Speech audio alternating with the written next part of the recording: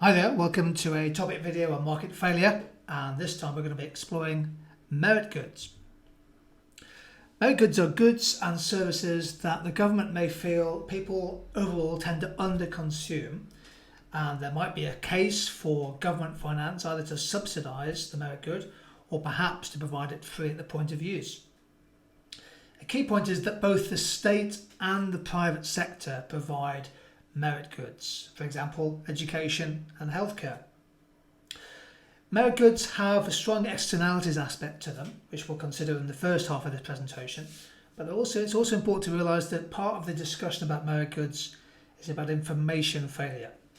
So people may not necessarily act in their own self-interest because of imperfect information. They might not truly calibrate the private benefits of their own consumption of merit goods. So whenever we talk about merit goods, yes, there's a value judgment involved, but we do have to think about information failures as part of the overall picture. Merit goods are not public goods. Merit goods can be rival, excludable, rejectable. They're not the same. Crucially, merit goods are often said to generate positive externalities. So the social benefit from consumption may be greater than the private benefit, although trying to value that can be quite difficult. But overall, I think we could argue the merit good or a service is a product that society values quite highly and perhaps judges that people should have regardless of their effective disposable income, in other words, their ability to pay. Loads of examples of what could constitute merit goods. Most people seem to have a view that healthcare is a merit good, particularly provided by the state through the NHS. Early years education, particularly affordable childcare, nursery provision for working families. Perhaps you could argue the subsidised bike scheme like Boris's Bikes in London is a merit good. Public libraries on generally community spaces could be argued to be merit goods. Public libraries, of course, have been in decline in recent years. And linked to that, things like museums and galleries. And in the education world, not just the education itself, the teaching and learning, but perhaps things like school meals, careers advice, nutritional advice, all of these things could have a merit good aspect to them. Let's work our way through the diagrams. This is the important bit, obviously. So in this situation, we're going to be thinking about a product where there's a private cost and a private benefit of consumption and production. So in this case, we're thinking about the consumer. There's a marginal private cost is the internal cost of the consumer. Marginal private benefit is the benefit of the next unit to the consumer. And the private optimum is where marginal private cost meets marginal private benefit at quantity Q1. But we argue that merit goods have a social beneficial aspect. They give rise to external benefits or third-party spillover effects. And if they do, we can then draw the marginal social benefit curve, which of course is private benefit plus external benefit. We can draw the marginal social benefit curve as lying above the private benefit curve. And the diverging curve is the idea that at higher quantity levels, the external benefit may actually get bigger. Now, if that's the case, we prefer consumption to be at a higher level. We prefer it to be at Q2, higher value P2, because then we're taking into account the external benefits.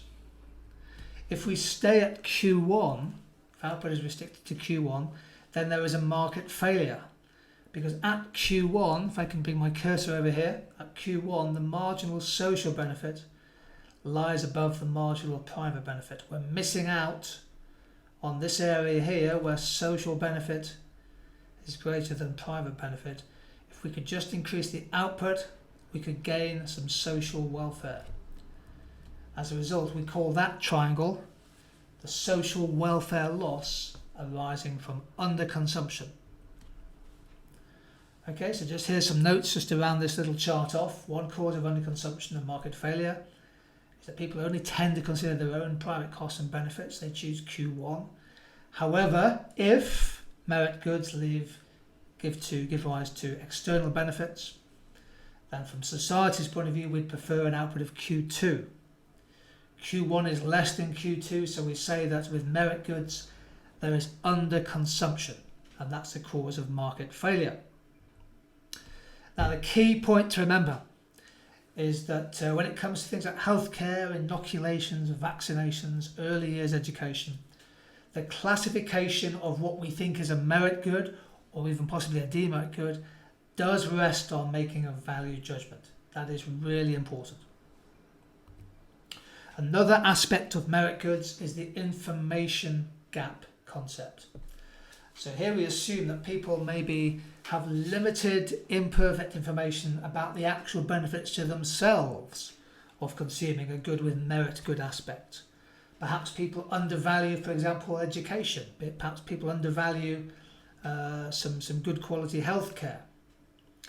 So this would be the benefit curve they have with limited information, ending up with Q1.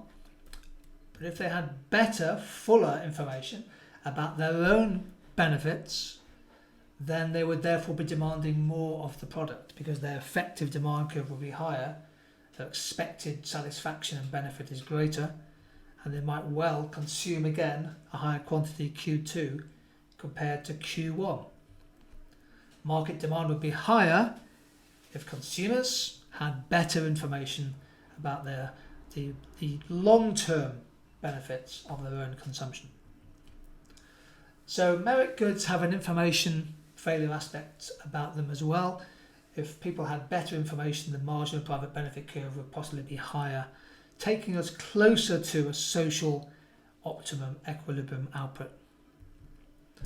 Now it's key to remember that merit goods are not the same as public goods, and we'll explore those differences in a short topic video which comes up under our little playlist on market failure. But for now, that's an introduction to merit goods.